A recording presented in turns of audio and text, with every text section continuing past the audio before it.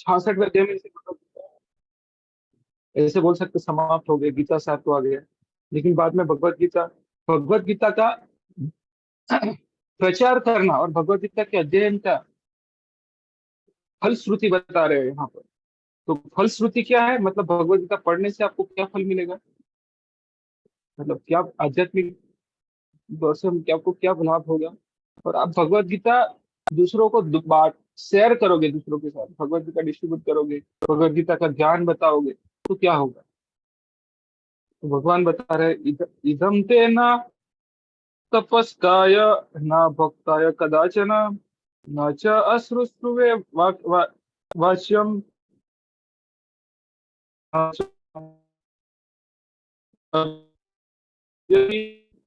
तो यह गुह्य ज्ञान उनको कभी भी न बताया जाए जो ना तो संयमी है, एक निष्ठ है, ना भक्ति में रत है, ना नहीं उससे जो मुझसे द्वेष करता है।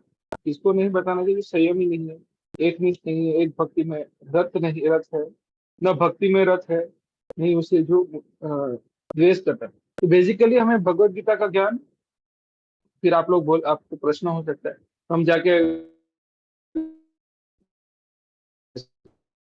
ये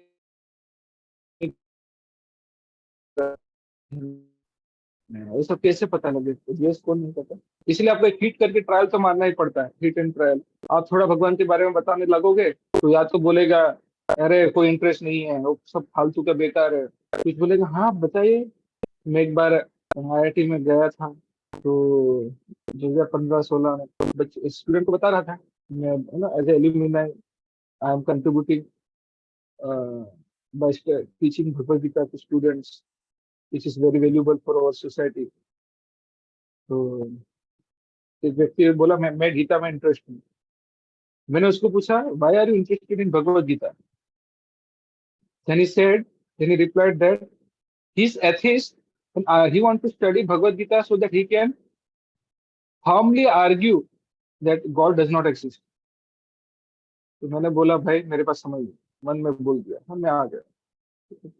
तो समझ में आ जाता है कि भाई ईर्ष्यालु लोग हैं, ना तो उनके भक्ति में रत है, ना तो सही में। कुछ लोग बोलेंगे अच्छा तो लगता है लेकिन अभी समझ नहीं है, तो बोला ठीक है भगवत गीता रखो। कुछ लोग बोलते हैं मैं मुझे अच्छा लगता है लेकिन मुझे पता है मुझे चाहिए नहीं, ऐसे भी लोग होते हैं। तो अलग अलग चीजें हैं, तो हिट एंड ट्रायल तो मारना पड़ता है। तो नहीं तो जैसे बहुत सारे लोग हैं, ओके चलो इस्कॉन के स्टैंडर्ड फॉलो ना कर रहे हो वो अलग बात है, और संप्रदाय के स्टैंडर्ड फॉलो ना कर रहे हो अलग बात है। बट हाँ कृष्ण भगवान में कुछ लोग मानते हैं, तो ऐसे लोगों को जरूर हमें भक्ति देना चाहिए। ठीक है उनको 16 माला नहीं करना है, 4 नियम पालन नहीं करना है अभी, मतलब उनको पता नहीं है अभी तक, ये कहने की बात कर रहे हो पता नहीं, तो उनको आप दे सकते हैं, धीरे धीरे वो स्टेज पे ला सकते हैं उनको बिल्कुल। तो भगवान इसलिए बोल रहे जिन लोगों ने तपस्या में धार्मिक अनुष्ठान नहीं किए, जिन्होंने कृष्ण भावना अमृत में भक्ति का कभी प्रयत्न नहीं किया, जिन्होंने किसी शुद्ध भक्ति सेवा नहीं की, तो विशेषतः जो लोग कृष्ण को केवल ऐतिहासिक पुरुष मानते हैं, कृष्ण को भगवान नहीं लेकिन ऐतिहासिक पुरुष मानते हैं, या जो कृष्ण की महानता से द्वेष रखते हैं, उन्हें यह परम गहरा ज्ञान नहीं बताना चाहिए।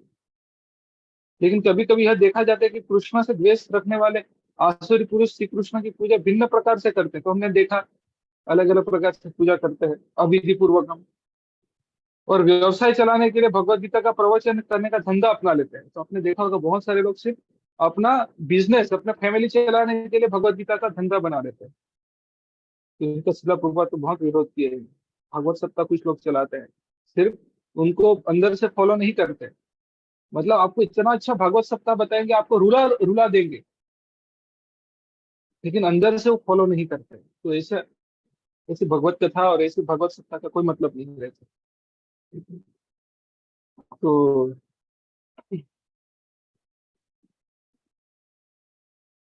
लेकिन जो सचमुच कृष्ण को जानने का इच्छुक हो, उसे भगवत गीता के ऐसे भाष्यों से बचाना चाहिए।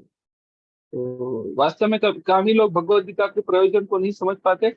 यदि कोई कामी भी नहीं हो और वैदिक शास्त्रों द्वारा आदिश नियमों का दृढ़तापूर्वक पालन करता हो, लेकिन यदि वह भक्त नहीं है तो वह कृष्ण को नहीं समझ सकता।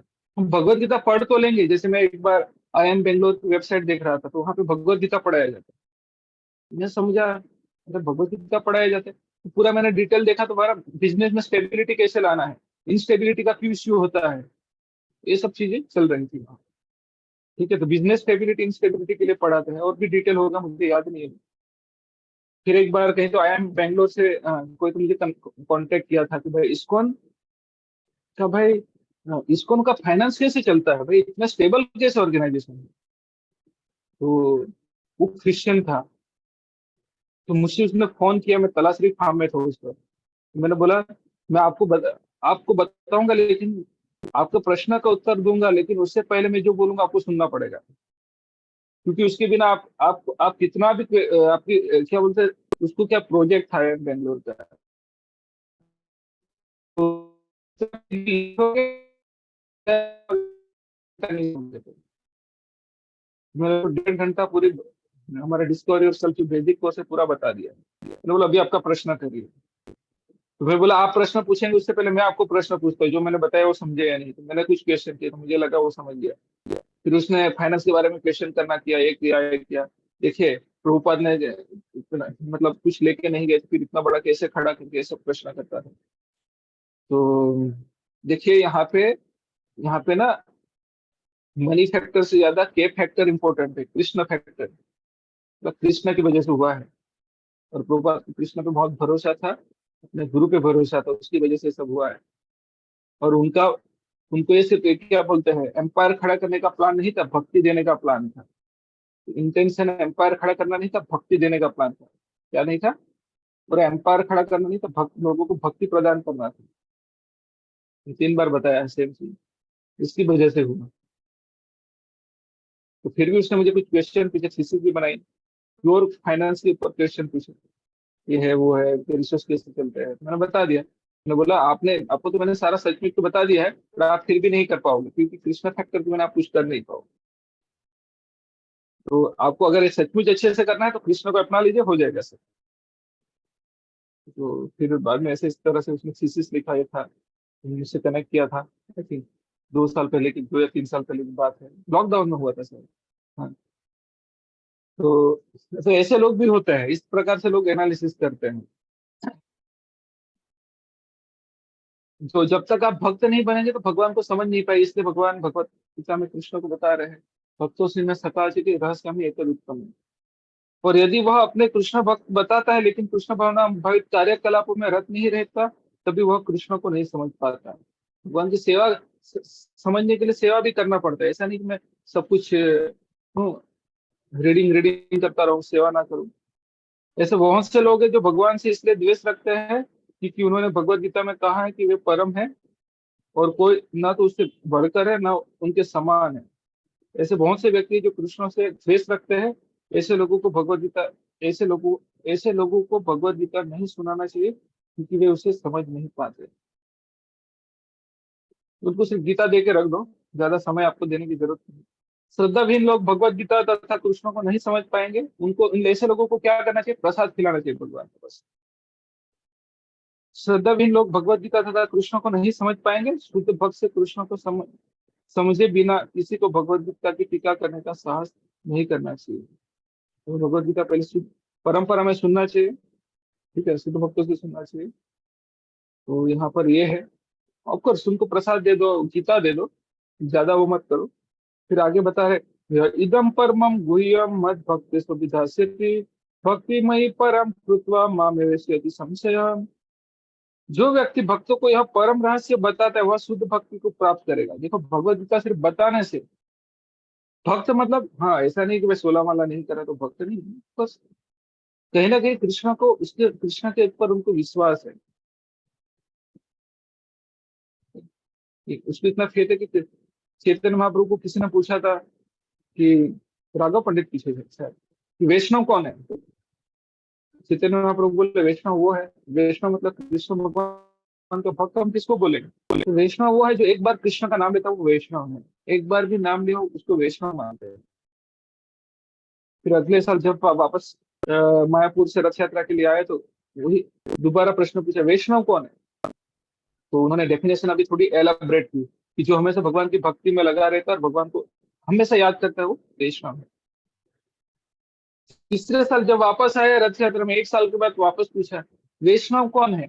चैतन्य महाप्रभु बताए, जिनको देख के हम कृष्ण को याद कर पाए। तो जिसको देख के हमें कृष्ण को याद आता है वो वैष्णव है। जो भक्त को देखकर हम कृष्ण को याद कर सकते हैं तो वो वैष्णव है। तो ऐसे बहुत सारे लोग होते हैं कि सिर्फ कृष्ण का नाम लेते हैं, लेकिन ओके, कोई संप्रदाय के स्टैंडर्ड फॉलो नहीं कर पा रहे, बट कहीं ना कहीं उनको विश्वास है। तो ऐसे लोगों को हमें भगवत गीता बता सकते हैं, और धीरे धीरे उनको क्या है, उनको एक स्टैंडर्ड पे लाना चाहिए।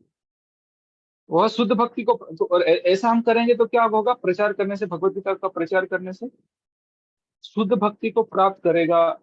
तो वही तो हमें चाहिए, लव ऑफ गॉड है, भगवान भगवान का प्रेम, भगवान की शुद्ध भक्ति को चाहिए। भगवत गीता का सार वही है, भगवान की भक्ति प्राप्त करना, और अंत में वह मेरे पास वापस आ जाएगा। ठीक है। तो सामान्य यह उपदेश दिया जाता है कि केवल भक्तों के बीच में भगवत गीता की विवेचन की जाए, क्योंकि जो लोग भक्त नहीं है वे ना तो कृष्ण को समझेंगे, ना ही भगवत गीता को। जो लोग कृष्ण को तथा भगवत गीता को यथारूप में स्वीकार नहीं करते, उन्हें मनमाने ढंग से भगवत गीता की व्याख्या करने का प्रयत्न करने का अपराध मोल नहीं लेना चाहिए। ठीक है। तो ऐसा नहीं था, बहुत सारे लोग आते हैं, जैसे मैंने नौवें अध्याय के शुरुआत में बोला था कि कुछ लोग भगवान बोलते हैं, कृष्ण को नहीं मानो, कृष्ण के अंदर जो आत्मा है उनको मानो, लेकिन उनको पता ही नहीं कि कृष्ण और उनका शरीर और आत्मा एक ही है। भगवत गीता की विवेचना उन्हीं से की जाए जो कृष्ण को भगवान के रूप में स्वीकार करने के लिए तैयार है। पहले क्या बोले, जो लोग कृष्ण को तथा भगवत गीता को यथारूप में स्वीकार नहीं करते, उन्हें मनमाने ढंग से भगवत गीता की व्याख्या करने का प्रयत्न करने का अपराध मोल नहीं लेना चाहिए। अगर हम कृष्ण को भगवान नहीं मानते हैं और भगवत गीता को यथारूप यथारूप में समझना मतलब कि भक्ति ही भगवत गीता का गोल है। कृष्ण को कृष्ण भगवान है, हम उनके अंश है, और हम अंश होने के नाते हमारा उनका कर्तव्य बनता है कि भगवान की हम सेवा करें प्रेम पूर्वक। और वो सेवा श्रवणम कीर्तन से शुरू होती है। तो हमेशा हमें भगवान को याद करना और कभी भूलना नहीं। यही भक्त, ये सब चीजें करना है।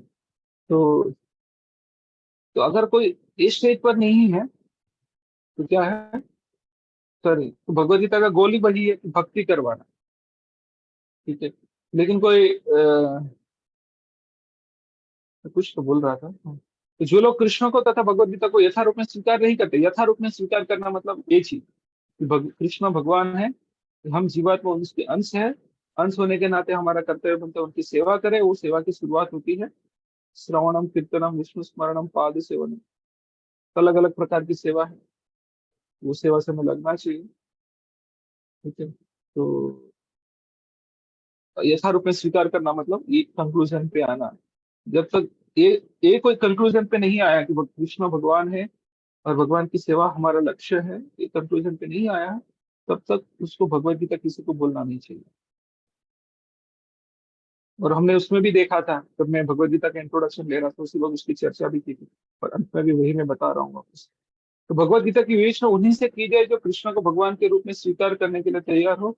यह एकमात्र भक्तों का विषय है, दार्शनिक चिंतन, यह एकमात्र भक्तों का विषय है, दार्शनिक चिंतनों का नहीं। लेकिन जो कोई भगवत गीता को यथारूप में प्रस्तुत करने का सच्चे मन से प्रयास करता है, लेकिन जो कोई भगवत गीता को यथारूप में प्रस्तुत करने का सच्चे मन से प्रयास करता है, वह भक्ति के कार्यकलापों में प्रगति करता है और शुद्ध भक्ति में जीवन को प्राप्त करता है। तो सिंपल चीज है। ठीक है, बोलना नहीं आता तो हम Bhagavad Gita as it is तो गिफ्ट कर ही सकते हैं, या हम डिस्ट्रीब्यूट कर सकते हैं मिनिमम प्रिंटिंग प्राइस पे, किसी को गिफ्ट कर सकते हैं। तो भगवत गीता हम इस प्रकार से भेज सकते हैं। भगवत क्या बोलते हैं, गिफ्ट में या फिर कहीं दान में, या भगवत गीता का दान देना सर्वश्रेष्ठ है। सिंपल चीज है। हम लोग तो जाते हैं, जेल में भी करते हैं, सब स्कूल में भी करते हैं, बहुत से करते किए। ठीक है। तो बेस्ट चीजें इस प्रकार से दे दो, बोल नहीं पाते तो इस प्रकार से कर दो, भगवत गीता दे दीजिए, या तो पढ़ के सुना दीजिए उनको, सिंपल चीज है। तो ऐसी शुद्ध भक्ति के फलस्वरूप उसका भगवत धाम जाना ध्रुव है, मतलब ध्रुव मतलब निश्चित है, भगवत धाम जाएगा ही जाएगा। और आगे के श्लोक में भगवान बता रहे, न च तस्मान् मनुष्येषु कंचिन प्रिय कृतम भविता न च मे तस्माद् अन्य प्रियतरो भुवि। इस संसार में उसकी अपेक्षा कोई अन्य सेवक न तो मुझे अधिक प्रिय है और न कभी होगा।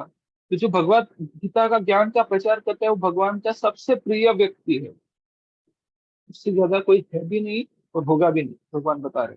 तो अगर भगवान का हमें सबसे प्रिय बनना है तो क्या करना है, भगवत गीता को बांटना है, भगवत गीता के ज्ञान का प्रचार करना है। सिंपल चीज है।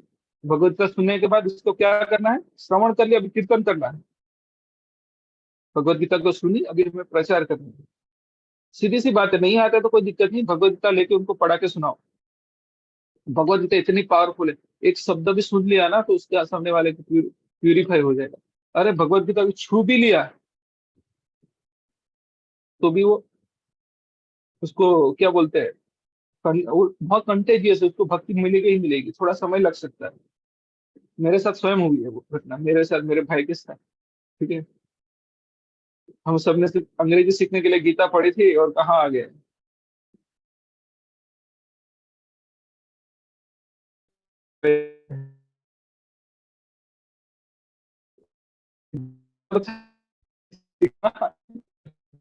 गीता का प्रचार कर रहे हैं, कहीं ना कहीं से भक्ति कर रहे थे, ऐसा हो गया। तो भगवत गीता ऐसी चीज है, सिर्फ हाथ में आ गए तो भाई समझ आइए, भक्ति में आने वाले आप लोग। बोलते अध्यस्यते च ये इमं धर्म्यम संवादम आवयो ज्ञान यज्ञ न हम इष्टस्यामिति में मति। और मैं घोषित करता हूँ कि जो हमारे इस पवित्र संवाद का अध्ययन करता है वो अपनी बुद्धि से मेरी पूजा करता है। तो भगवत गीता का अध्ययन करना वो भी भगवान की पूजा है, बट बुद्धि पूर्वक पूजा। एक पूजा हम करते हैं, आरती करते हैं, ठीक है, फिर मतलब जैसे मंदिर में आरती होती है, तो भगवत गीता पढ़ना भी एक भगवान की पूजा है। ठीक है, तो कैसे, लेकिन बुद्धि पूर्वक पूजा है, बुद्धि पूर्वक इसको बोला गया है। तो ये भगवत गीता भगवान की, भगवत गीता का अध्ययन भगवान की बुद्धि पूर्वक पूजा है। फिर बता रहे श्रद्धावान अनुसूयश्च शृणुयाद अपि यो नरः सोऽपि मुक्त शुभ लोकान प्राप्नुयात् पुण्य कर्मणः।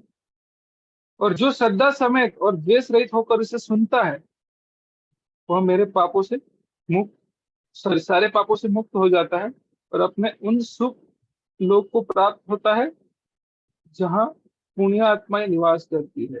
पहले तो बताया भगवत गीता का प्रचार करने से क्या लाभ होगा, दूसरा बताया भगवत गीता का अध्ययन करने से क्या क्या लाभ होगा, और अभी यहाँ पर भगवान बता रहे हैं भगवत गीता सुनने से क्या लाभ होगा। तो इस अध्याय के 67वें श्लोक में भगवान ने स्पष्ट तब मना किया है कि जो लोग उनसे द्वेष रखते हैं उन्हें गीता ना सुनाई जाए। भगवत गीता केवल भक्तों के लिए, लेकिन ऐसा होता है कि कभी कभी भगवत भक्त आम कक्षा में प्रवचन करता है और उस कक्षा में सारे छात्रों के भक्त होने की अपेक्षा नहीं की जाती। तो फिर ऐसे लोगों को खुली कक्षा क्यों चलाते हैं, कभी कभी ऐसे क्लास क्यों चलते हैं। यहाँ बताया गया है कि प्रत्येक व्यक्ति भक्त नहीं होता, फिर भी बहुत से लोग ऐसे जो कृष्ण से द्वेष नहीं रखते, ईर्ष्यालु नहीं होते, वो हमने चर्चा कर ली। उन्हें कृष्ण पर परमेश्वर रूप में श्रद्धा रहती है।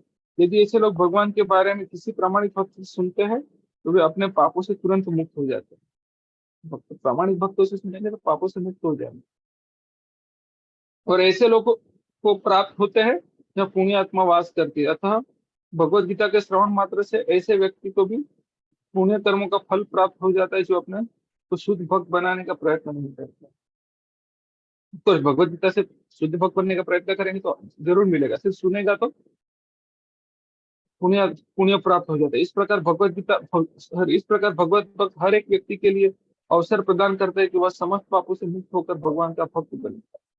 सामान्यतः जो लोग पापों से मुक्त है, जो पुण्य आत्मा है, वे अत्यंत सरलता से कृष्ण भावनामृत को ग्रहण कर लेते हैं। तो पापों से मुक्त है, अत्यंत सरलता से भक्ति ग्रहण करते हैं, जैसे सतयुग में होता था। यहाँ पर पुण्य कर्मणा शब्द अत्यंत सार्थक है। यह वैदिक साहित्य में वर्णित अश्वमेव यज्ञ जैसे महान यज्ञों का सूचक है। जो भक्ति का आचरण करने वाले पुण्यात्मा है किंतु शुद्ध नहीं होते हुए ध्रुव लोक को प्राप्त होते हैं। लेकिन कुछ लोग शुद्ध भक्ति ऐसे नहीं होते हैं, उनका इंटेंशन शुद्ध भक्ति प्राप्त करने का नहीं होता है, तो उनको जो चाहिए वो मिल जाता है। तो जहाँ ध्रुव महाराज की अध्यक्षता है वे भगवान के महान भक्त हैं, तो उनका अपना विशेष लोक है जो ध्रुव तारा या ध्रुव लोक कहलाता है। तो जैसे पुण्यात्मा है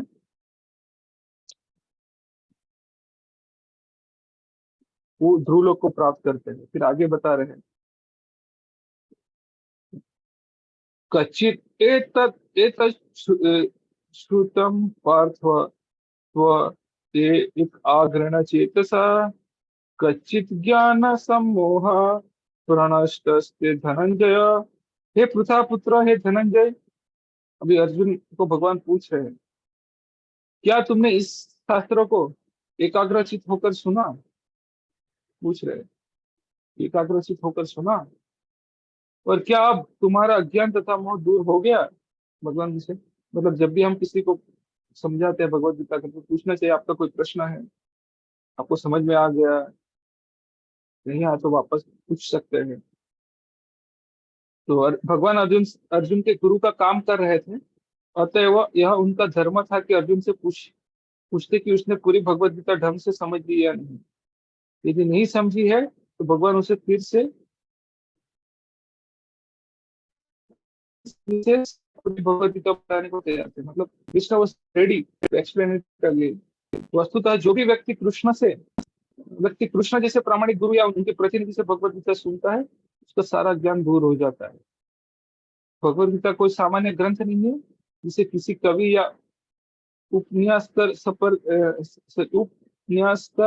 ने लिखा हो। इसे साक्षात भगवान ने कहा है।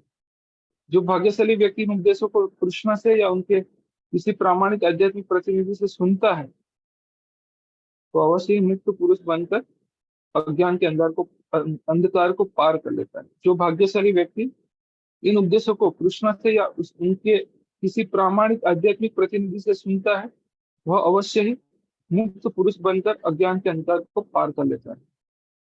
जो भगवान ने अर्जुन को प्रश्न पूछा, अभी तक अर्जुन भगवान को प्रश्न पूछ रहे हैं, लेकिन यहाँ पर भगवान अर्जुन को प्रश्न पूछ रहे हैं, आपको समझ में आ गया, आपका मोह दूर हो गया?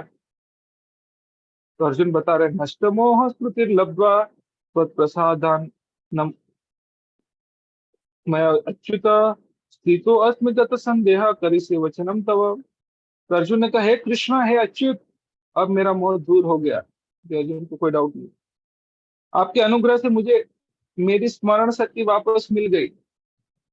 अब मैं संयम रहित तथा दृढ़ हूँ और आपके आदेश अनुसार कर्म करने के लिए उद्यत हूँ। तब ये यहाँ से पता लगता है, अर्जुन बोले, भगवान अभी आप जो बोलोगे मैं करूंगा, मेरा सारा मोह दूर हो गया।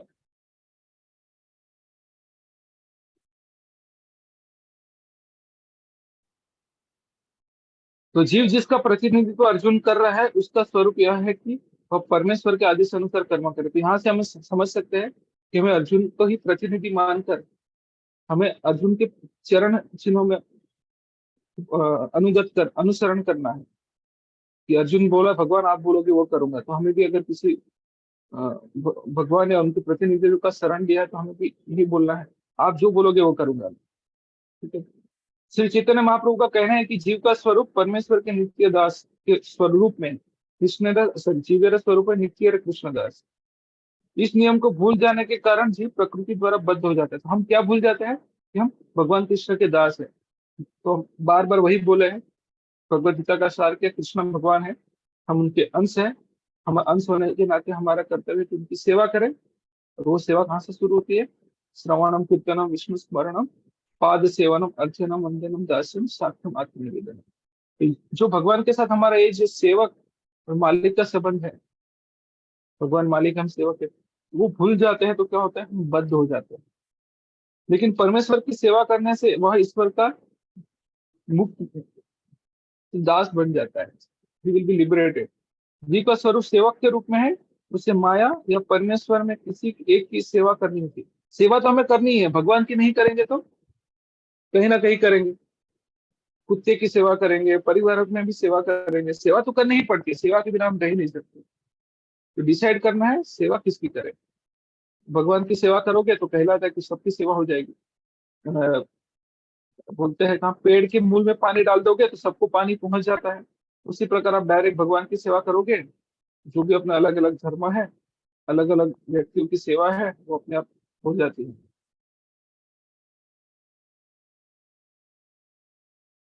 तो माया या परमेश्वर, किसी एक की तो सेवा करनी ही है।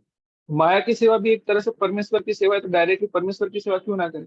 माया में थप्पड़ खा करके हमें करना पड़ेगा, तो इससे बेहतर परमेश्वर की करें। यदि वह परमेश्वर की सेवा करता है तो वह अपनी सामान्य स्थिति में रहता है। लेकिन यदि वह बाह्य शक्ति माया की सेवा करना पसंद करता है, तो वह निश्चित रूप से बंधन में पड़ता है। इस भौतिक जगत में जीव मोहवश सेवा कर रहा है, सेवा तो कर ही रहे, आप लोग भी देखिए घर पे सेवा ना सेवा कर रहे। पॉलिटिशियन होगा तब भी आएगा, बोला हम तो जनता के सेवा के, कृपया करके हमें वोट दीजिए। अगर वो सेवा करने की बात नहीं करेगा, जैसे बहुत बड़ी बड़ी कंपनी होती, बोलते हैं हम तो आपकी सेवा करना चाहते हैं, हमें आपको एक एक फायदा देंगे, सेवा की बात नहीं आएगी तो कोई स्वीकार ही नहीं करेगा, किसी का बिजनेस नहीं चलेगा, चाहे वो पॉलिटिशियन हो, चाहे वो फिर भगवान का भक्त हो, या फिर अ, व्यापारी हो, कोई भी क्यों ना हो। इस भौतिक जगत में जीव मोह व सेवा कर रहा है, वो काम तथा इच्छाओं से बंधा हुआ है, फिर भी वह अपने कोई जगत का स्वामी मानता है। यही मोह कहलाता है। मुक्त होने पर मनुष्य का मोह दूर हो जाता है और वह स्वेच्छा से भगवान की इच्छा अनुसार कर्म करने के लिए परमेश्वर की शरण ग्रहण करता है। तो क्या होता है, जब तक कामना काम वासना से प्रभावित है तब तक वो स्वामी बनने की कोशिश करता है। कि जैसे परमेश्वर के शरण में जाता है तो क्या होता है, वो पाप से मुक्त हो जाता है, मोह दूर हो जाता है और भगवान की इच्छा अनुसार कर्म करता है। जीव को फांसने का माया का अंतिम पास यह धारणा है कि वो ईश्वर है। मतलब हम माया का सबसे बड़ा लास्ट स्नेयर ऑफ माया किसको बोलते हैं, when we consider our self as a god, जैसे मायावादी लोग हैं। जीव सोचता है कि अब वह बद्ध जीव नहीं रहा, अब तो वह ईश्वर है। वो सबसे बड़ी मूर्खता है। वह इतना मूर्ख होता है कि वह यह नहीं सोच पाता कि यदि वह ईश्वर होता तो इतना संशयग्रस्त क्यों रहता। वह इस पर विचार नहीं करता, इसलिए यही माया का अंतिम पास है, अपने आप को भगवान समझना। माया का इस द लास्ट लेयर ऑफ माया। वस्तुतः माया से मुक्त होना भगवान श्री कृष्ण को समझना है और उनके आदेश अनुसार कर्म करने के लिए सहमत होना। माया से मुक्त हो गए मतलब भगवान कृष्ण को समझना और उनके आदेश अनुसार कर्म करना। इस श्लोक में मोह शब्द अत्यंत महत्वपूर्ण है। मोह ज्ञान का विरोधी होता है। वास्तविक ज्ञान तो यह समझना है कि प्रत्येक जीव भगवान का शाश्वत सेवक है। आई थिंक इस बारे में 5-6 बार बोल चुका हूँ। कृष्ण भगवान है, हम उनके अंश है, अंश होने के नाते हमारा कर्तव्य बनता है कि भगवान की हम सेवा करें। इस 6-7वीं बार बोल दिया है, ठीक है, और वही चीज आ रही है बार बार।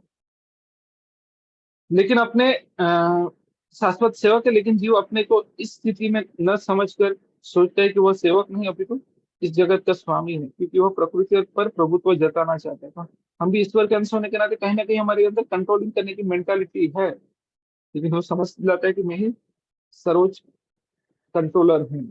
यह मोह भगवत कृपा से या शुद्ध भक्त की कृपा से जीता जा सकता है। तो भगवान की कृपा होनी चाहिए मोह से निकलने के लिए, या भगवान की कृपा या भगवत भक्त की कृपा।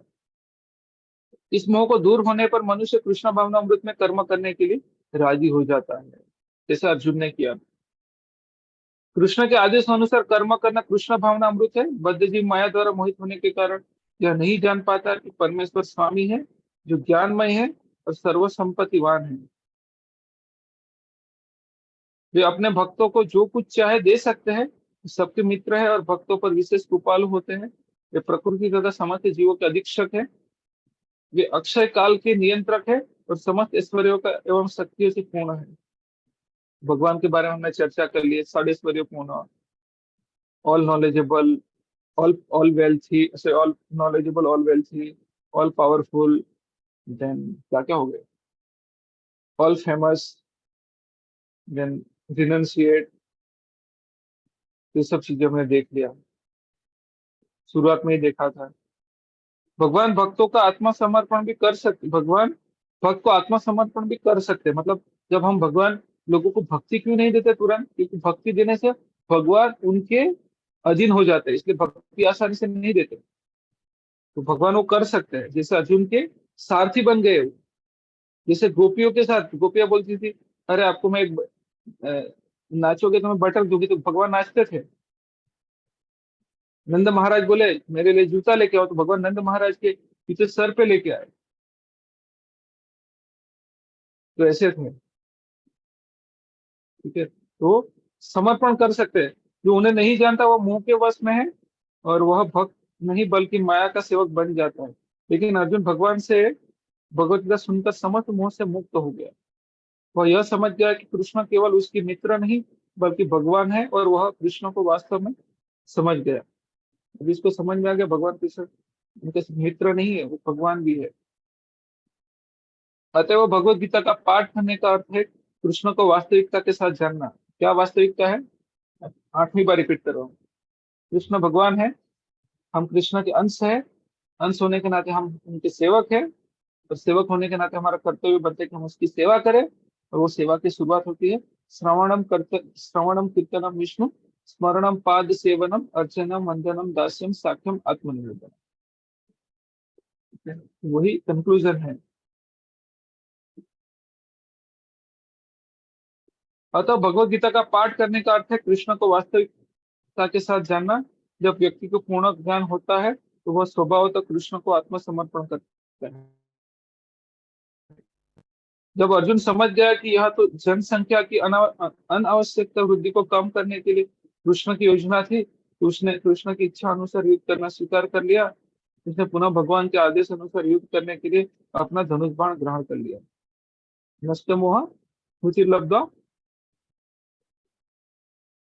यत् प्रसादम तब उच्यते शीतोष्मी गत संदेह करिष्ये वचनम। तो भगवान या भगवान के भक्त मतलब जो उनके प्रतिनिधि जो बोलेंगे वो करने के लिए हमें तत्पर होना चाहिए। तो यहाँ पर भगवान और अर्जुन का संवाद समाप्त हो जाता है। आगे संजय भगवत गीता की शुरुआत धृतराष्ट्र ने की थी प्रश्न पूछकर कि धर्म क्षेत्र कुरुक्षेत्र समवेत युद्ध सभा मामका पांडवा सेवकी मकुर्वत संजय। इसके बाद संजय बोलते हैं दृष्टवा तो सज्जनम कृष्णम उत्सम समुपस्थित, सॉरी कौन सा श्लोक बोलते हैं?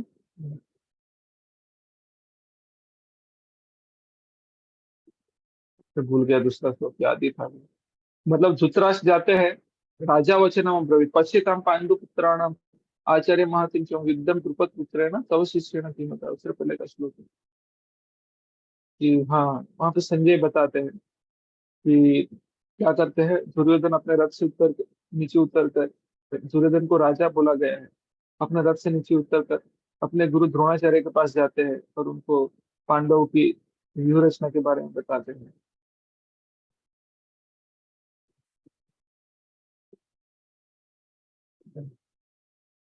तो भी संजय वापस बोल रहे हैं यहाँ पर, अंतिम कुछ 5 श्लोक हैं।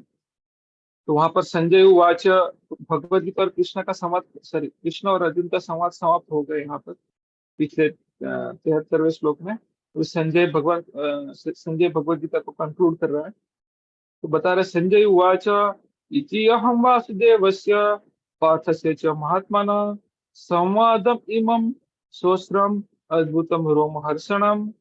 संजय ने कहा, इस प्रकार मैंने कृष्ण तथा अर्जुन इन दोनों महापुरुषों की वार्ता सुनी, और यह संदेश इतना अद्भुत है कि मेरे शरीर में रोमांच हो रहा है। तो भगवत गीता के प्रारंभ में धृतराष्ट्र ने अपने मंत्री संजय से पूछा था, कुरुक्षेत्र के युद्ध स्थल में तो हमने चर्चा की, गुरु व्यास देव की कृपा से संजय के हृदय में।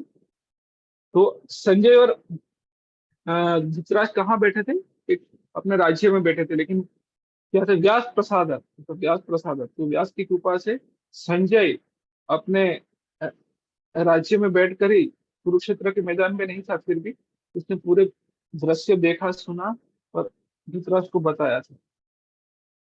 तो क्या हुआ, गुरु गुरु व्यास देव की कृपा से संजय के हृदय में सारी घटना स्फुरित हुई थी। इस प्रकार उसने युद्ध स्थल की विषय वस्तु की कहानी सुनाई। यह वार्ता आश्चर्यप्रद थी क्योंकि इसके पूर्व दो महापुरुषों के बीच ऐसी महत्वपूर्ण वार्ता कभी नहीं हुई थी और न भविष्य में पुनः होगी। यह वार्ता इसलिए आश्चर्यप्रद थी क्योंकि भगवान भी अपने तथा अपनी शक्तियों के विषय में जीवात्मा अर्जुन से वर्णन कर रहे थे, जो परम भगवत भक्त था। यदि हम कृष्ण को समझने के लिए अर्जुन का अनुसरण करें तो हमारा जीवन सुखी तथा सफल हो जाएगा।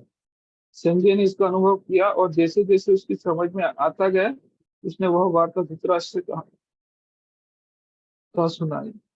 अब यह निष्कर्ष निकला कि जहां जहां कृष्ण तथा अर्जुन है वहां विजय होती है। तो लास्ट में भगवान बताएंगे। तो आगे बता रहे हैं अर्जुन, तो वो किसने कैसे सुना? तो संजय बता रहे, व्यास प्रसादात श्रुतवान एतत् गुह्यम अहम परम योगम योगेश्वरात् कृष्ण साक्षात कथयतः स्वयं। व्यास की कृपा से मैंने ये परम गुह्य बातें साक्षात योगेश्वर कृष्ण के मुख से अर्जुन के प्रति कही जाती हुई सुनी।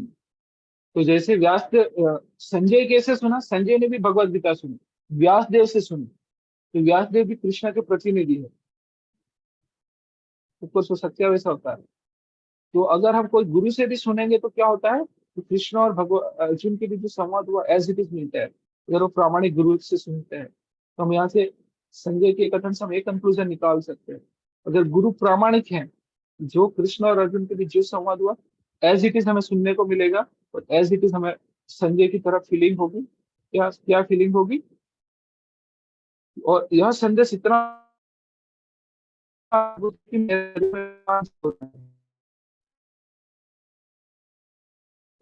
कंक्लूजन है वही समझ में आएगी। ठीक है, तो व्यास संजय के गुरु थे और संजय स्वीकार करते हैं कि व्यास की कृपा से ही भगवान को समझ सके। इसका अर्थ यह हुआ कि गुरु के माध्यम से ही कृपा को समझना चाहिए, प्रत्यक्ष रूप से नहीं। गुरु स्वच्छ माध्यम से, स्वच्छ माध्यम है, यद्यपि अनुभव फिर भी प्रत्यक्ष ही हो जाता है। गुरु परंपरा का यही रहस्य है, जब गुरु प्रामाणिक हो तो भगवत गीता का प्रत्यक्ष श्रवण किया जा सकता है, ये जैसे अर्जुन ने किया। संसार भर में अनेक योगी है, लेकिन कृष्ण योगेश्वर है। उन्होंने भगवत गीता में स्पष्ट उपदेश दिया है, मेरी शरण में आओ, जो ऐसा करता है वह सर्वोच्च योगी है। छठे अध्याय में वही कंक्लूजन था, योगी नाम अपनी सर्वेशम मद गतेन अंतरात्मा नाम श्रद्धावत भजते योमम समय युक्त तमो मतम। नारद कृष्ण के शिष्य है और व्यास के गुरु है। नारद कृष्ण के शिष्य और व्यास देव के गुरु कौन है, नारद मुनि। अतः व्यास अर्जुन के ही समान प्रामाणिक है, व्यासदेव भी अर्जुन के समान प्रामाणिक है, क्योंकि वे गुरु परंपरा में आते हैं और संजय व्यासदेव के शिष्य हैं। अतः वह व्यास की कृपा से संजय की इंद्रिया विमल हो सकी और वे कृष्ण का साक्षात दर्शन कर सके तथा उनकी वार्ता सुन सके। जो व्यक्ति कृष्ण का प्रत्यक्ष दर्शन करता है वह इस गुह्य ज्ञान को समझ जाता है। यदि वह गुरु परंपरा में नहीं होता तो कृष्ण की वार्ता नहीं सुन सकता। गुरु परंपरा से सुनना बहुत जरूरी है, चौथा अध्याय में हमने चर्चा की थी। अतः वो उसका ज्ञान सदैव अधूरा रहता, विशेषतः जहां तक भगवत गीता समझने का प्रश्न है। भगवत गीता टेक्सचुअली तो लिखी है, लेकिन उनको कॉन्टेक्चुअली समझ नहीं पाते हैं। टेक्स्ट तो समझ में आ जाता है, लेकिन उसका जो मर्म क्या है, भक्ति सार क्या है, वो नहीं समझ में आता लोगों को। इसलिए भगवत गीता रहस्य है, अभी ओपन सीक्रेट है, फिर भी रहस्य है। भगवत गीता में योग की समस्त पद्धतियों का, कर्म योग, ज्ञान योग, भक्ति योग का वर्णन हुआ है। श्री कृष्ण समस्त योगों के स्वामी है, लेकिन यह समझ लेना चाहिए कि जिस तरह अर्जुन कृष्ण को प्रत्यक्षतः समझ सकने के लिए भाग्यशाली था, उसी प्रकार व्यास देव की कृपा से संजय भी कृष्ण को साक्षात सुनने में समर्थ हो सका। तो यहाँ पे हमें उदाहरण मिलता है, गुरु से भी, प्रामाणिक गुरु से भी सुनेंगे तो वही लाभ होगा। तो संजय उनका उदाहरण है।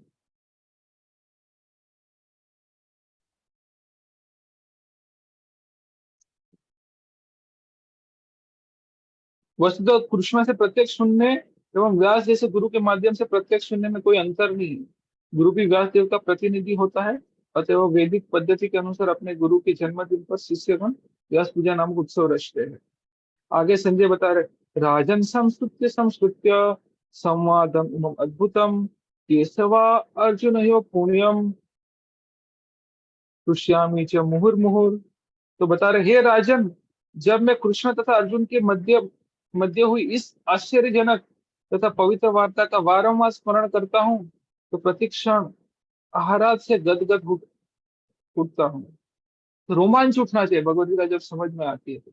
इसे संजय बता रहा है, मुझे रोमांच हो गया बार बार याद करने से। मुहुर मुहुर मतलब बारंबार, संस्कृत्य संस्कृत्य बार बार याद करना है, ऐसा नहीं कि एक बार पढ़ के छोड़ दिया, बार बार पढ़ते रहो। संजय भी यहाँ पे, जब जब याद करता हूँ तो याद करते रहना है। तो भगवत गीता का ज्ञान इतना दिव्य है, जो भी अर्जुन तथा कृष्ण के संवाद को जान लेता है वह पुण्यात्मा बन जाता है और इस वार्तालाप को भूल नहीं सकता। आध्यात्मिक जीवन की यही दिव्य परिस्थिति, दिव्य स्थिति है। दूसरे शब्द में, जब कोई गीता के यही सही स्रोत से अर्थात प्रत्यक्ष कृष्ण से सुनता है, उसे पूर्ण कृष्ण भवनामृत प्राप्त होता है।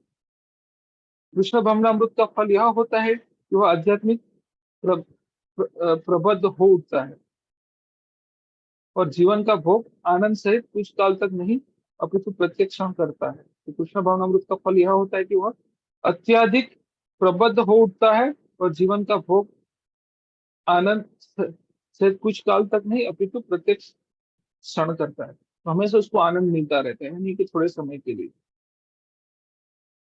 फिर आके बता रहे, तच्च संस्कृत्य संस्कृत्य रूपम इति अद्भुतम हरे विस्मयो में महान राजन दृश्यामि च पुनः पुनः। हे राजन, भगवान कृष्ण के अद्भुत रूप का स्मरण करके कि मैं अधिकाधिक आश्चर्यचकित होता हूँ और पुनः पुनः हर्षित होता हूँ। तो हमेशा आनंद में रहेंगे, भगवद गीता सुनते रहेंगे।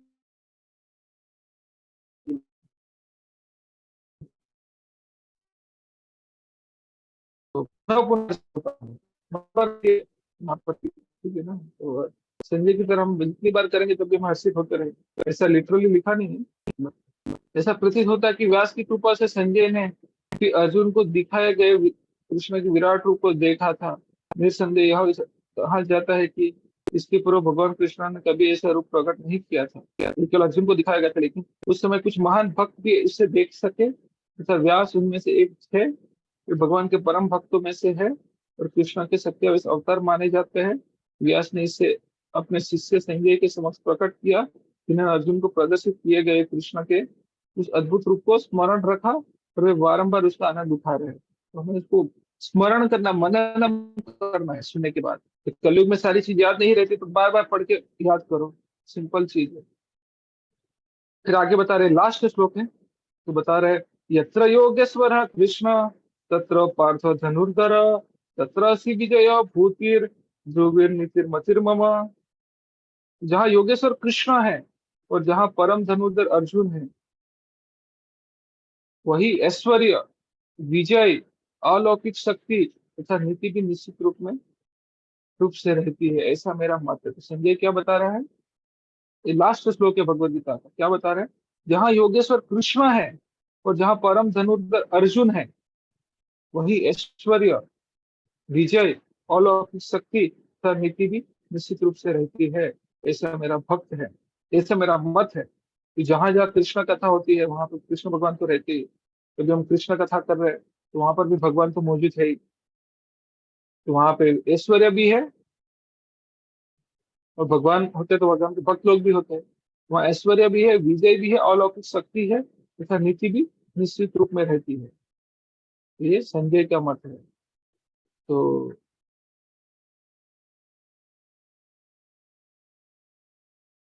भगवत गीता का शुभ आरंभ धृतराष्ट्र की जिज्ञासा से हुआ। वह भीष्म, द्रोण तथा कर्ण जैसे महारथियों की सहायता से अपने पुत्र की विजय की प्रति आसवान था। उसे आशा थी कि विजय की उसके पक्ष में होगी। लेकिन युद्ध क्षेत्र के दृश्य का वर्णन करने के बाद संजय ने राजा से कहा, आप अपनी विजय की बात सोच रहे, लेकिन मेरा मत है कि जहाँ कृष्ण तथा अर्जुन उपस्थित है वही संपूर्ण विजय होगा, श्री होगी। तो यहाँ पे संजय ने डिक्लेयर कर दिया, भाई आपके पुत्रों का विजय नहीं होने वाला है। कृष्ण जहाँ अर्जुन है, कृष्ण उसके ही विजय होगी। तो उसने प्रत्येक पुष्टि की उसने प्रत्यक्ष पुष्टि की कि धृतराष्ट्र को अपने पक्ष की विजय की आशा नहीं रखनी चाहिए। विजय तो अर्जुन के पक्ष की निश्चित है, क्योंकि उसमें कृष्ण है। श्री कृष्ण द्वारा अर्जुन के सारथी का पद स्वीकार करना एक ऐश्वर्य का प्रदर्शन था। तो वहां पे एक त्याग भावना थी, रिनंसिएशन। कृष्ण षड ऐश्वर्य पूर्ण है। पहला कौन सा है, all knowledgeable, all powerful, all beautiful, all wealthy, और क्या रह गया, रिनंसिएट, एक और रह गया, ऑल फेमस। रिनंसिएशन का एक ऐश्वर्य का प्रदर्शन था। बोला मैं कोई भी पोस्ट ले सकता हूँ, चोर भी बन सकता हूँ। तो यहाँ पे तो सारथी भी बन गए, तो बहुत रिनाउंस्ड है भगवान। तो उनके एक ऐश्वर्य का प्रदर्शन था। कृष्ण समस्त ऐश्वर्य से पूर्ण है और उनमें से वैराग्य एक है। ऐसे वैराग्य के भी उनके उदाहरण है, क्योंकि कृष्ण वैराग्य के ईश्वर है। भगवान जितना बड़ा वैराग्य भी कोई नहीं दिखा सकता। युद्ध तो वास्तव में दुर्योधन तथा युधिष्ठिर के बीच था। अर्जुन अपने ज्येष्ठ भ्राता युधिष्ठिर की ओर से लड़ रहा था, कि कृष्ण तथा अर्जुन युधिष्ठिर की ओर थे, अतः युधिष्ठिर की विजय निश्चित थी, ध्रुव थी। युद्ध को यह निर्णय करना था कि संसार पर शासन कौन करेगा। संजय ने भविष्यवाणी की कि सत्ता युधिष्ठिर के हाथ में चली जाएगी। यहाँ पर इसकी भी भविष्यवाणी हुई कि इस युद्ध में विजय प्राप्त करने के बाद युधिष्ठिर उत्तर उत्तर समृद्धि करेंगे। स्त्री आ गया ना, धन आ गया, ऐश्वर्य आ गया, विजय आ गया, अलौकिक शक्ति आ गई, नीति आ गई।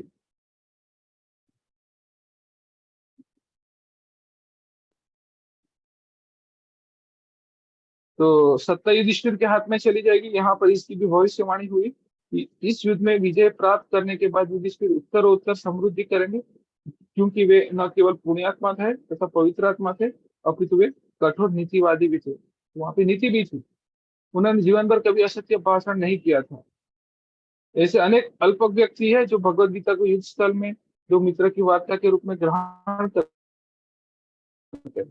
लेकिन इससे ऐसा ग्रंथ कभी इससे ऐसा ग्रंथ कभी शास्त्र नहीं बन सकता। अगर सिर्फ दो मित्रों की बात बीच की बात होती तो वो ग्रंथ नहीं बन सकता। कुछ लोग विरोध कर सकते कि कृष्ण ने अर्जुन को युद्ध करने के लिए उकसाया, जो अनैतिक है। लेकिन वास्तविकता तो यह है कि भगवत गीता नीति का परम आदेश है। कि आप ये भी तो सोचिए, भगवान युद्ध करने के लिए प्रेरित नहीं होते तो क्या क्या हो सकता था। कौरव ने कितना गलत काम किए थे। इसीलिए सबसे बड़ी नीति है, नीति शास्त्र भी है। भगवत गीता नीति का परम आदेश है। यह नीति विषयक आदेश 9वें अध्याय में 24वें श्लोक में है। मन मना भव मत भक्त, 34वें श्लोक में। मनुष्य को कृष्ण का भक्त बनना चाहिए और सारे धर्मों का सार है कृष्ण की शरणागति। सर्वधर्मान परित्यज्य माम एकम शरणम व्रज। भगवत गीता का आदेश धर्म तथा नीति की परम विधि है। अन्य सारी विधियां भले ही शुद्ध करने वाली तथा इससे इस विधि तक ले जाने वाली हो, अंततः हमें यहाँ तक आना है। सर्वधर्मान परित्यज्य माम एकम शरणम व्रज, हम तुम सर्व पापेभ्यो मोक्षयिष्यामि मा शुचः। कि दूसरे धर्म में आपको यहाँ तक लाने के लिए हेल्प कर सकते हैं। मतलब other are the step to reach to 100th floor. So all other process will help you to come to the 100th floor. But if elevator is available, then directly go to 100th floor by sitting in elevator, right? तो अगर वो direct path available है, direct शरणागत कर सकते तो करिए, अच्छी बात है। तो तो अन्य सारी विधियां भले ही शुद्ध करने वाली तथा इस विधि तक ले जाने वाली हो, लेकिन गीता का अंतिम संदेश समस्त नीतियां तथा धर्मों का सार वचन है। कृष्ण की शरण ग्रहण करो या कृष्ण को आत्मसमर्पण करो, यह 18वें अध्याय का मत है। भगवान का शरण लो, भगवान को आत्मसमर्पण करो। भगवत गीता से हम यह समझ सकते हैं कि ज्ञान तथा ध्यान द्वारा अपनी अनुभूति एक विधि है, लेकिन कृष्ण की शरणागति सर्वोच्च सिद्धि है। ज्ञान तथा ध्यान द्वारा अपनी अनुभूति एक विधि है। तो ध्यान और ज्ञान द्वारा हम भगवान की भक्ति तक आ सकते हैं, लेकिन कृष्ण को शरणागत होना वो सर्वोच्च सिद्धि है। यह भगवत गीता का उपदेश का सार है। वर्णाश्रम धर्म के अनुसार अनुष्ठान का मार्ग ज्ञान का गुह्यम मार्ग हो सकता है, लेकिन धर्म के अनुष्ठानों के गुह्य होने पर भी ज्ञान तथा ज्ञान गुह्यतर है। अगर पूर्ण कृष्ण भावनान्वित होकर भक्ति में कृष्ण की शरणागति गुह्यतम उपदेश है। तो हमने देखा ज्ञान मार्ग से हमें गुह्यतर ज्ञान मिलता है, योग से हमें गुह्यतर मिलता है, लेकिन कृष्ण को शरणागत होने से इसको क्या बोलते हैं, गुह्यतम ज्ञान कहते हैं, गुह्यतम उपदेश कहा गया है कृष्ण को शरणागत होने। भगवत गीता की अन्य विशेषता यह है कि वास्तविक सत्य भगवान कृष्ण है। परम सत्य की अनुभूति 3 रूपों में होती है, हमने चर्चा की, ब्रह्मण, परमात्मा, भगवान। परम सत्य के पूर्ण ज्ञान का अर्थ है कृष्ण का पूर्ण ज्ञान। यदि कोई कृष्ण को जान लेता है तो ज्ञान के सारे विभाग इसी ज्ञान के अंश है। तो आप कृष्ण को जान लोगे तो क्या होगा, सब कुछ आपने जान लिया। 15वें अध्याय का वो कंक्लूजन था। और बाकी सारे नॉलेज इसके सबऑर्डिनेट है। कृष्ण दिव्य है क्योंकि अपनी नित्य अंतरंगा शक्ति में स्थित है। जीव उनकी शक्ति से प्रकट है। और दो श्रेणी के होते हैं, नित्य बद्ध और नित्य मुक्त। हमने चर और अचर 15वें अध्याय में देखा था। दो प्रकार के जीव। वेदों का क्या कंक्लूजन है, 2 प्रकार के जीव है, चर और अचर, नित्य बद्ध नित्य मुक्त। और 2 जीवों से भी एक और बड़ा जीव है, परमात्मा उसको बोलते हैं, जो कभी वो हमेशा उनके श्रेष्ठ है, इसीलिए उनके बारे में हमेशा वेदों में गुणगान किया गया है।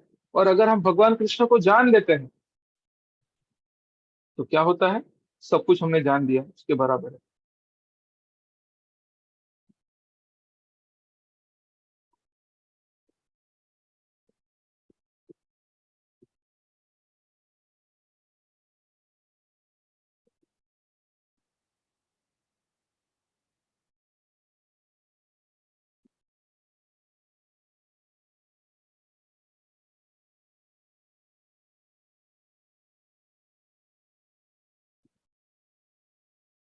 जैसे हमने देखा था 15वें अध्याय में, इस श्लोक में, कि यो मामेव सम्मूढ़ो जानाति पुरुषोत्तमं सह सर्वविद भजति माम सर्वभावेन Bharat.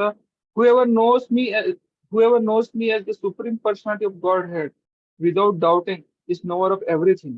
He is therefore engage himself in full devotional service to me, O son of Bharata। 19वां श्लोक था। और 18 क्या बताया है? Because I am transcendental beyond both the fallible and infallible, because I am the greatest, I am celebrated both in the world and in the Vedas as a supreme person। तो भगवान को जानते हैं तो हम सब कुछ जान लेने के बराबर है।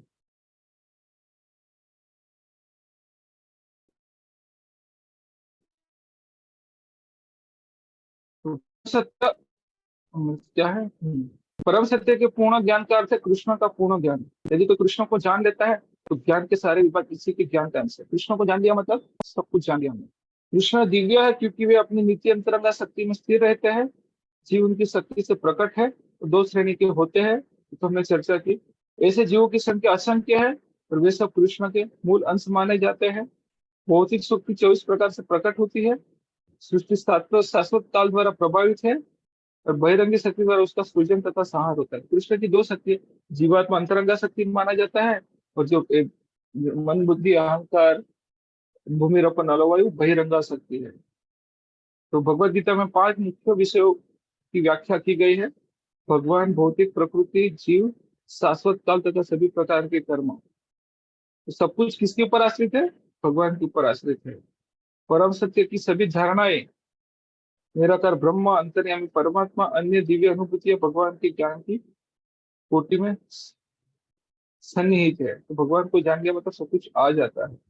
यदि ऊपर से भगवान, जीव, प्रकृति तथा काल भिन्न प्रतीत होते हैं, लेकिन ब्रह्मा से कुछ भी भिन्न नहीं। तो क्वालिटेटिवली तो सेम है, लेकिन ब्रह्मा सदैव समस्त वस्तुओं से भिन्न है।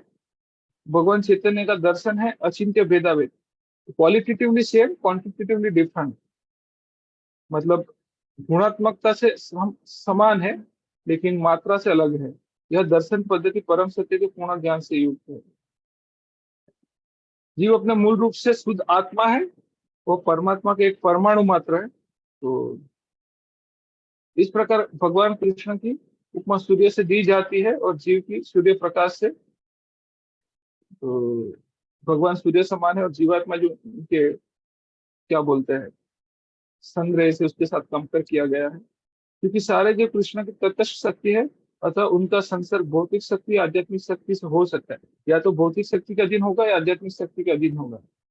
दूसरे शब्दों में जीव भगवान की पराशक्ति है, अतः उसमें किंचित स्वतंत्रता रहती है। इस स्वतंत्रता के सदुपयोग से ही वह कृष्ण के प्रत्यक्ष आदेश के अंतर्गत आते हैं। इस प्रकार वह आह्लादिनी शक्ति की अपनी सामान्य दशा को प्राप्त कर सकते हैं। अगर वो आध्यात्मिक रास्ता चुनेगा तो भगवान की आह्लादिनी शक्ति में रहकर आनंद प्राप्त करेगा। अगर भौतिक शक्ति चुना तो उसको माया क्या गोद में जाना पड़ेगा और वहां माया तारे झपटे धरे थप्पड़ खानी पड़ेगी माया की। तो कंक्लूजन यही है वापस कि कृष्ण भगवान है, जीवात्मा उनके अंश है, और हम हंस होने के नाते हमारा कर्तव्य है कि भगवान की सेवा करें। और भगवान की सेवा की शुरुआत होती है श्रवणम कीर्तनम विष्णु स्मरणम पाद सेवनम अर्चनम वंदनम दास्यम साख्यम आत्म निवेदनम। तो यहाँ से शुरू होती है। श्रवण है सिंपल, भगवद गीता सुनिए, भागवतम सुनिए।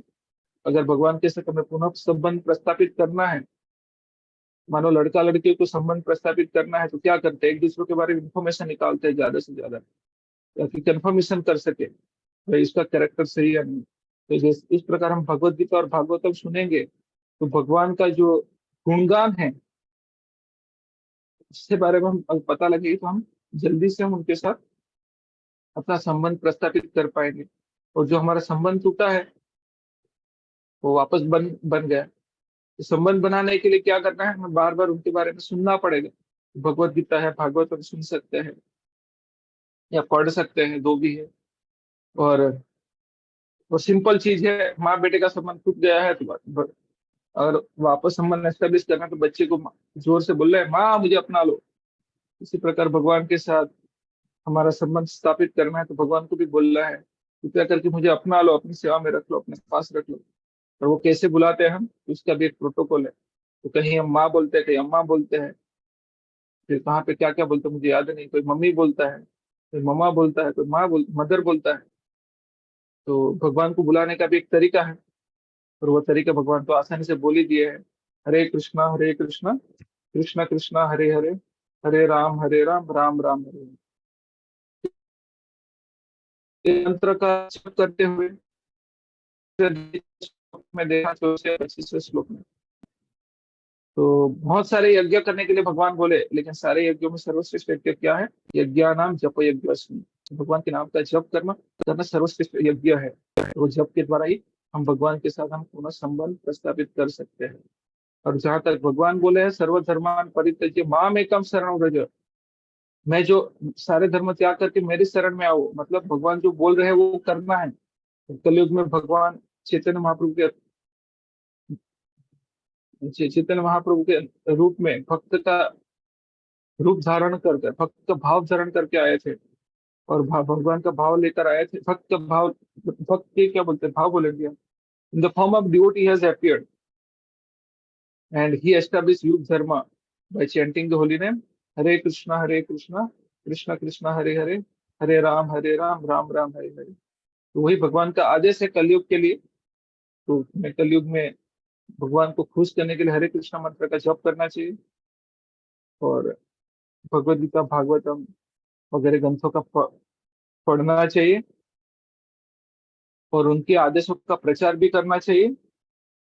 जब हम आदेशों का प्रचार करेंगे तो हम भगवान के बहुत प्रिय हो जाते हैं, और हमसे प्रिय कोई होगा भी नहीं, और होगा भी नहीं। और बता रहे अगर उसका अध्ययन करेंगे तो हम भगवान की बुद्धि पूर्वक पूजा करते हैं। और हम जहाँ जहाँ भगवद गीता वगैरह का संवाद करेंगे तो भगवान और उसके भक्त तो रहते ही है। तो वहां पे श्री विजय भूतिर ध्रुवीर नितिर मतिर मम, तो वहां पे विजय भी है, ऐश्वर्य भी है, अलौकिक शक्ति है, और नीति भी है। सब अपने आप सही हो जाएगा। तो यही भगवद गीता का सार है, भगवान की भक्ति करना। तो लास्ट पर एक बार 11वीं बार बोल रहा हूँ कि भगवान कृष्ण भगवान है, हम उनके अंश है। अंश होने के नाते हमारा कर्तव्य है कि उनकी सेवा करें। और वो सेवा की शुरुआत होती है श्रवणम कीर्तनम विष्णु स्मरणम पाद सेवनम अर्चनम वंदनम दासम साक्ष्यम आत्म निवेदनम। श्रवण करना, हरे कृष्ण मंत्र को सुनो और उनको कीर्तन करो मतलब किसी और से शेयर करो। श्रवणम कीर्तनम विष्णु, भगवत गीता को सुनो और भगवत गीता को बांटो, प्रचार करो। भागवतम सुनो और भागवतम को प्रचार करो, तो भगवान हमसे बहुत खुश होंगे, और भगवान की हमारे ऊपर कृपा बरसेगी। तो बहुत बहुत धन्यवाद। हरे कृष्णा। मैंने थोड़ा ज्यादा समय ले लिया आज, लेकिन यहाँ पर हम भगवत गीता का वर्ष बाय वर्ष जो था उसको हम समाप्त करते हैं। हरे कृष्णा। अगर किसी को कोई प्रश्न है